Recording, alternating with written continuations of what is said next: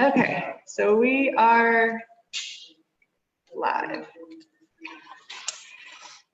Well, welcome to another virtual tasting with Albemarle CiderWorks owner Charlotte Shelton. Hello. Today we're going to be tasting two of our premium ciders, our 1817 and our Virginia Hewes Crab. For those joining along with us, we're going to start with the 1817. Both of these are quite historical. So as I start pouring here, Charlotte, if you would like to talk about 1817. Well, we're especially proud of these. As you know, I'm sure, part of our interest in cider came from our interest in history. Rooted here in Virginia, as we are as a family. And this has turned out to be what we think is an elegant expression of it. We're tasting today the Virginia Hewes Crab, which is probably, and we're going to taste that second, the best, made from the best cider apple produced in Virginia. And it originated somewhere in the neighborhood of 1700, we think, and our authority for that is William Cox, who wrote the first American book on pomology in 1817 and said that the crab had been grown for over 100 years in Virginia at that time. I have a copy of his book here. But the one that we're going to taste first, our 1817, we named in honor of William Cox's book, actually. He had this nice ponderous title, A View of the Cultivation of Fruit Trees and the Management of Orchards and Cider, with accurate descriptions of the most estimable varieties of native and foreign apples, pears, peaches, plums, and cherries. Very wordy. So it's generally referred to as just the cultivation of fruit trees. And he starts out by talking, and this was the first practical American book in America. In fact, I think you might almost say in the European theater, because a lot of the books that were written in England and France and so forth tend to be a little more theoretical than actually practical. This one was rooted in his own experience. William Cox was the great-grandson of another Cox who had substantial land grants in New Jersey and served in the court of Queen Anne. And he was growing orchard, became very interested in orchards. He served in the state legislature, among other things, and was writing based on his very careful observation experience. On about page 50, he gets to this book and he says, and now we come to that branch of the, let's see, wherever I'll put it anyway. And now we come to that branch in which an orchardist success, he's talking about cider. This is unquestionably, he says, the most difficult branch of the business of an orchardist, and that on which the success of his plans must chiefly depend. It involves some principles of chemical science, not easily comprehended or explained by men of common education, yet necessary to be known by every cultivator of orchard who aims for any degree of perfection, et cetera, et cetera. And then he moves on and remarks early on in this book that the best liquor he ever tasted was made from the a mixture of the crab, the winesap, and the Harrison. And that's what's in 1817. He gives descriptions of the Trying to find the exact one. Various apples. Well, he makes two references, and he also says something interesting. I was reviewing this before we had this meeting this afternoon, and he makes the observation that these are superior ciders for a number of reasons, one of which is they store very well. We're always asked this question of how long can you store it? And my stock replies, well, we don't know yet, because we do try to save a little bit of a library of every year that we produce and try them as time goes by. And they do change across time, not always for the better, but for a really fine cider, they hold up very well. And he is writing in 1617 and refers to ciders he's bottled in 1810 and 1809 as being particularly fine. So just an interesting aside there. Chuck actually opened up a bottle of Ragged Mountain from our first harvest year of 2008. He opened it up this past week and enjoyed it. It's a little different from what it was. I don't know if I'd recommend holding a Ragged Mountain for 11 years, but a Hewes Crab might hold a little bit better. Well, one of the reasons is just the quality of the juice. Very superior. But the 1817 we're drinking this afternoon has a 7.6% ABV, 1.9 liter, excuse me, residual sugar. It's about 20% Hewes Crab, 45% Harrison, and 35% Winesap. So this Cox did not tell us what percentages of these he put in, and Chuck has been experimenting with these, and to good effect, we think. We won a number of medals on this one. It's a strong, fruity cider. All of our ciders are better with food than otherwise, I think. And this one certainly stands up well to it. It's got a nice acidity to it, and has every year that we've been able to make this. It's actually the I believe third year we've been able to make 1817, or yes. So this is the 2018 harvest year. We had a vintage in 2017, and then we did an early batch of 1817, and I believe it was in 2015 or 16. So it was 15, I think. So in a little bit earlier, there was a gap between those first two batches. Yeah. Just the first year that we were able to get enough Harrison to put in and mix with the Hewes Crab and the Winesap. Because our challenge in producing really, really fine cider is getting really, really fine cider apples. And of course, we're growing them as hard as we can and encouraging others to. So we just didn't have the supply of Harrison or Crab. Winesap, I've often described as the quintessential or universal American apple. Apples are terroir conscious as well as other fruits, and an apple that grows well in Maine won't necessarily do much in Virginia, or and on and on. So the Winesap, though, tolerates and thrives at a variety of soil and climate. It'll vary across terrain and climate, but it's maybe the universal American apple. And that's another antique apple originating in the early 18th century, either in Virginia or New Jersey. New Jersey thinks it's up there, and Virginians are proud to say, oh, well, it's probably Virginia. And that's lost in the mist of time, but it makes a very fine cider on its own, actually. And it's part of the reason why we named our single variety Winesap the Old Virginia Winesap. Well, there are different strains of Winesap, too. There is a strain of Winesap, the Old Virginia, that came out of Southwest Virginia. So we have a few of those. So Jerry on Facebook just asked what vintage or what harvest date we're drinking for the 1817. So this particular one is the 2018. She has a bottle of the 17, which has a much higher alcohol content than the 18. We had a lot more rain in 2018. So all the alcohol contents across the board for that harvest year were a little bit lower than we often have.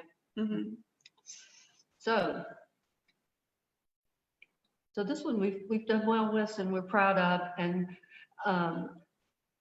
Chuck is excited about the one that's coming out next year as well. So we're looking to, we think we have some fine ciders, and we're looking to improve those as we go along.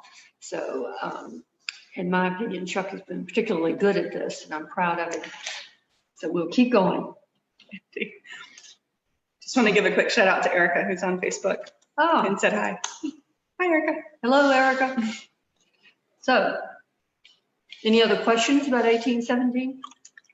Danielle on Zoom says it's a great tailgating cider. Oh, well, if we ever get to tailgate again. We are opening per the governor's guidelines this Saturday. We're a little apprehensive about that, as everyone else is, but we have a lot of territory here. It's a beautiful day here today, sun shining and so forth. And so be warm. We'll have people spreading out across the lawn. We'll post more Mhm. guidelines on what we're able to do and not do. So keep an eye on our Facebook page and in email. Indeed. So, Just want to point out something that I find a little funny, that we were talking about the length of the title. This particular copy of this book was a reprint that was done out of Canada, I think. you know, North American Food Explorers sponsored it. Pomona Books. Mhm. Yeah. Appropriate. But the title was so long that on the binding, they just had to put a view of fruit trees. Well, that's really how it's referred to. Just a little bit shortened there. Cox was revising this, but he never finished it. His daughters did some watercolor illustrations. That's at the in Beltsville, Maryland, the Department of Agriculture repository there. Someday I'll get up there and look at that. So he was planning for a revision that would be more specific than what's in this. I believe you can get, I know for a time there, Google Books or whatever was doing things where they had stuff scanned and you could order printed copies of stuff that was out of copyright, beyond the copyright dates. And I believe you could, we have a copy that I think we got from that. Yeah, this one was, they did Fred Johnson, who edited, he didn't edit the book, he had the reprint done. There were 500 copies of this. And so if you can find one, that's lovely on an antique book site, but it's difficult. So I guard this one. But we have used it. It was an inspiration for the cider, and so I would have to say it was well worth it. Sure. Finding, in some ways, you know, the people who are writing about apples, pomology, orcharding, and cider in the 19th century, in the very early part of the 20th century, there really hasn't been a whole lot done on the level that we are doing it since then. Most of the pomologists this day and age are really aimed at commercial pomology and the industrial agricultural system that's dominated production in this country, certainly since World War II. So you can find reams of information on proper rootstocks for Galos and Fujis and whatever, but you don't find very much on the apples we're talking about. And those are not worth squat making cider, in my opinion. So here we are. Charlotte's fun to say. Our assistant cider maker, David, just pointed out also that you can read the book digitally for free. So if you're searching for that, it sounds like if you've got a reader, you can do it. Yeah. And then Megan and David said that they had 1817 at their wedding. So cheers to that. Megan and David got married here. It seems like last year, but it wasn't. It's going on 4 or 5 years ago now. And had 1817, the original, the first vintage at their. Well, they deserve that. Good friends, Megan and David. Yep. So I think, yeah, so everyone's had time to try the 1817. We can move on, I think, to the Hewes Crab. Let's do it. This is Virginia's premium cider, I would say. This originated somewhere near Williamsburg, nearly as we can tell. And it survived. So many of the American cider apples just died out over the course of the 19th century. Cider was replaced for a number of reasons as the favorite libation of Americans. The crab survived probably because it was often used as a rootstock for other for growing apples.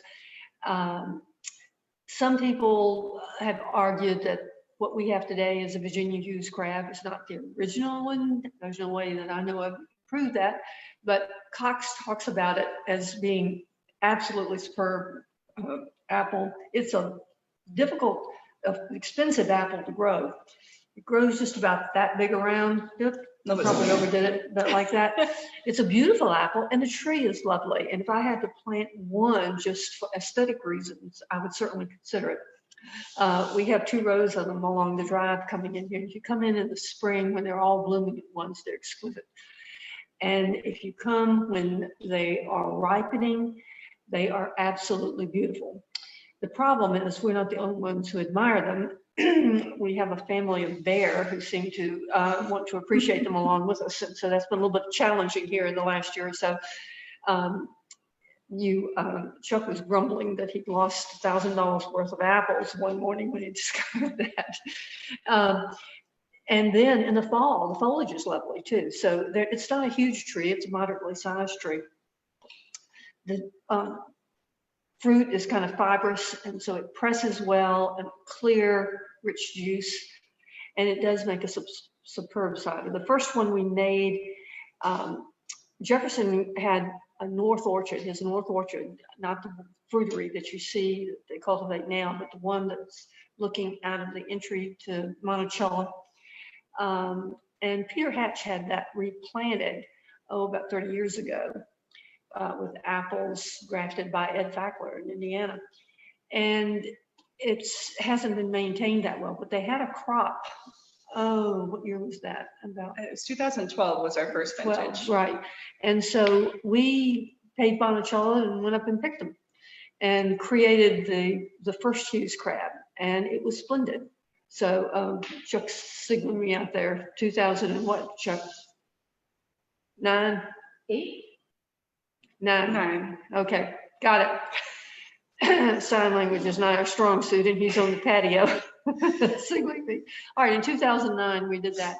It was a relatively small batch, but it really was the best cider we had done up to that point, and we got very excited about it. Unfortunately, the next year, the derecho came through and knocked all the apples off of the Monticello trees, and the year after that, they had a squirrel infestation. Anyway, they have one thing after another up there, and we have only gotten a very few Hewes Crab from Monticello since then. However, we've been planting them as hard as we can and encouraging others, but they're expensive to pick. They're little bitty things. It's a long process to pick them. They also ripen earlier now than they did once upon a time. We are picking them in August, and they have to be pressed. They don't keep that well. Most apples that ripen that early don't. So there are challenges to making the cider, but we think it's well worth it. Cheers. Cheers. Yeah, more and more Virginia cideries are being able to do single varietal ciders, or single varietal of the Hewes Crab. I believe Blue Bee actually was the second cidery to put out a single varietal, Blue Bee in Richmond. And then Potter's Craft Cider here in Charlottesville also has a single varietal. And then this year, actually, Big Fish out in western part of the state released a single varietal Hewes Crab for the first time. I haven't tasted all of the ciders produced by all of those, but the ones I have, particularly for Potter's, I think it's the best cider they've done. So, well, it's a good cider apple. It's really easy to make. Well, it's never easy to make a. Let me rephrase that. It's easy to make with good fruit. Exactly. Well, single varietals are kind of, I think they're gaining some traction. But conventional wisdom was that you needed a blend of apples to make a really superior cider. Hewes Crab, Harrison, and a few others are giving the lie to that. And what we are doing here, and what Cox is doing, is really emphasizing American apples as well. That's another thing that's distinctive of what Chuck is doing here. And we're supporting it as hard as we can. So the crab is an affirmation of how fine a single varietal can be. And we're proud of it and pleased to share it. So there are several orchards in Virginia now that are growing it, and we pay a premium to these apples, which we should. And here we have, and the ABV on these, this is higher. It's a rich thing. This is 9.5% ABV. And Hewes Crab typically is a higher ABV. Even, this was the 2018 harvest year as well. And even though we had a lot of water that year, and as I mentioned earlier with 1817, we had lower alcohol contents across the board. The Hewes Crab still remained pretty I think high. he has had it slightly higher. Didn't we have a 10.1 1 year on this? I can't remember. We, as cider, can't go over 10%. Of course. We had to water it back. the residual sugar on this, so something I've always found interesting with this one is the residual sugar is actually less than 0.1 grams per liter, or 0.1%. But it still comes across as slightly sweet. I think so. And that's just been a character of the Hewes crab. Every year, there's a apple flaw called water coring that one of the side effects of that Hewes crab, as well as other apples, suffer from water coring. And one of the side effects of that is it converts the sugar in the apple to an unfermentable sugar. So you end up with, even though it's a low sugar content, you end up with a slightly sweeter perceived cider. So, yeah, this was 2018. Pressed in October. Any questions on Hewes crab? Comments? Gidon from New York. Hi, Gidon. How are you? On Facebook says that it grows well for him in upstate New York. Oh, really? With a harvest date the first weekend of September. We've heard mixed reviews on that. Some people further north in New York have said that they've had trouble getting they get a crop of them, but they just aren't as good for cider. But that's good to know for New York. Deborah also says, good to see both of us. Good to see you, Hi, Deborah. We're looking forward to when we get our extended family back in here. Deborah Abbott just commented, and she is our mainstay on Sundays and Thursdays, and a gracious presence in the tasting room. We have a lot of gracious presences that we have been missing here.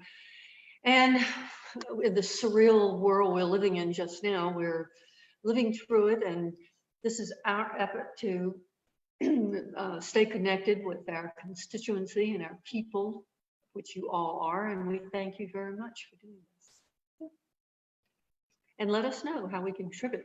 What would you like to hear on these things? Alex has done a good job of figuring out how to Zoom us around the country. That's what we're doing. And so Zoom and Facebook Live. Yes, we joke about me being a virtual Luddite when it comes to these things, but I can respect them and support them, and I do.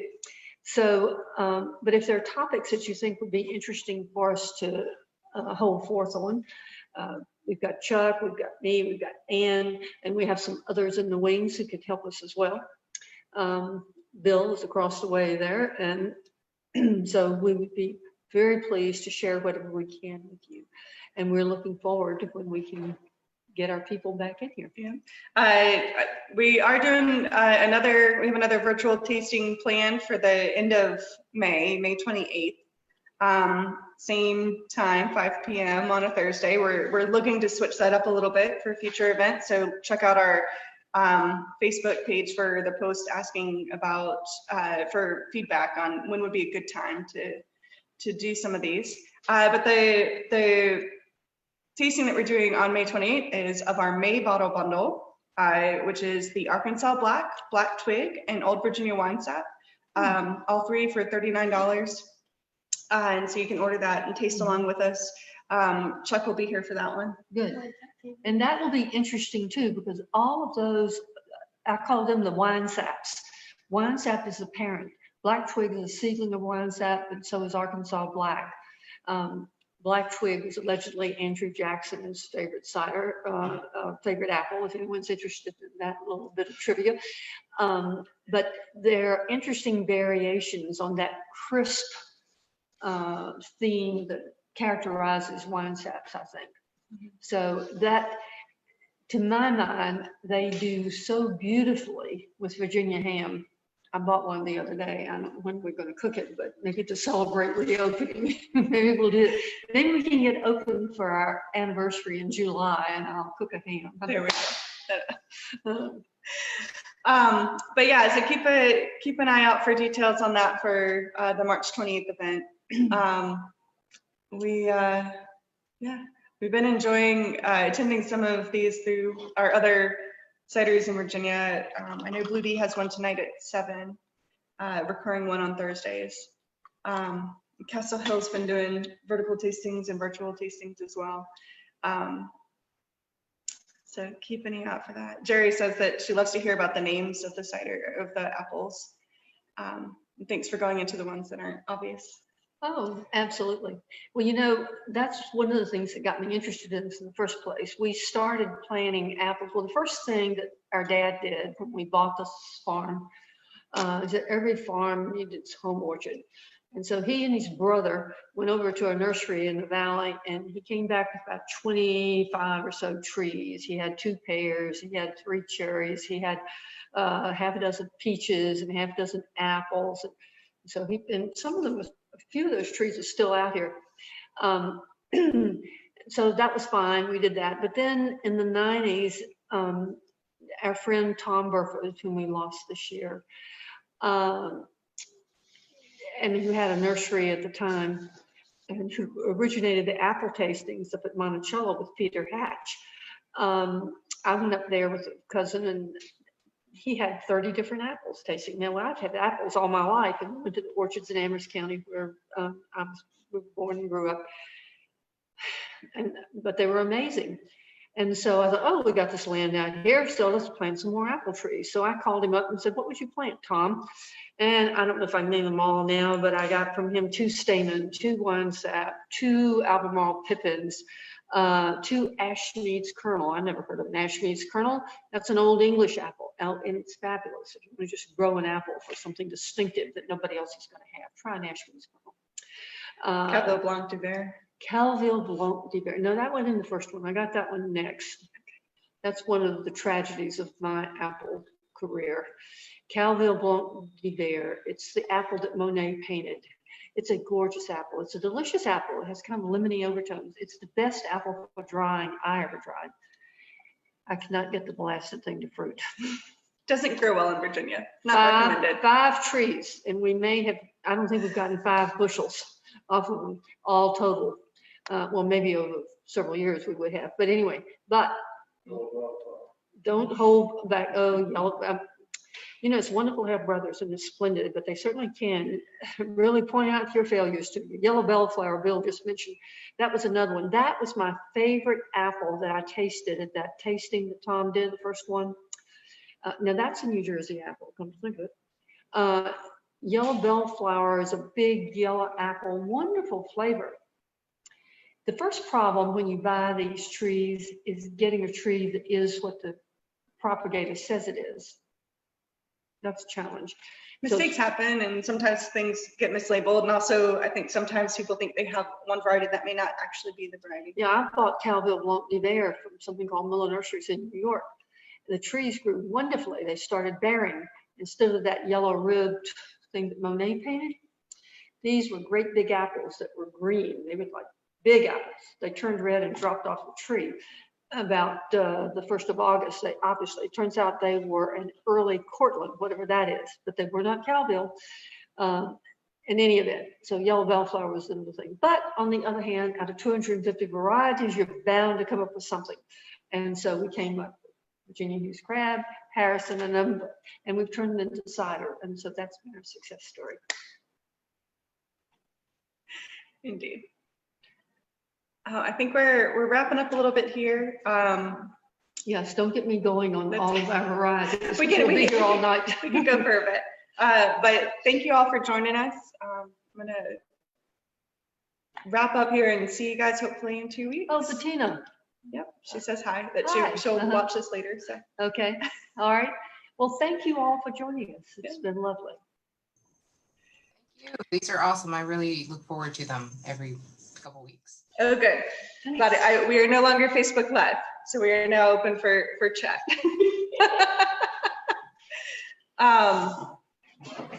Yeah, no, thanks for joining us every week. It's been fun to kind of work through what works and what doesn't on these.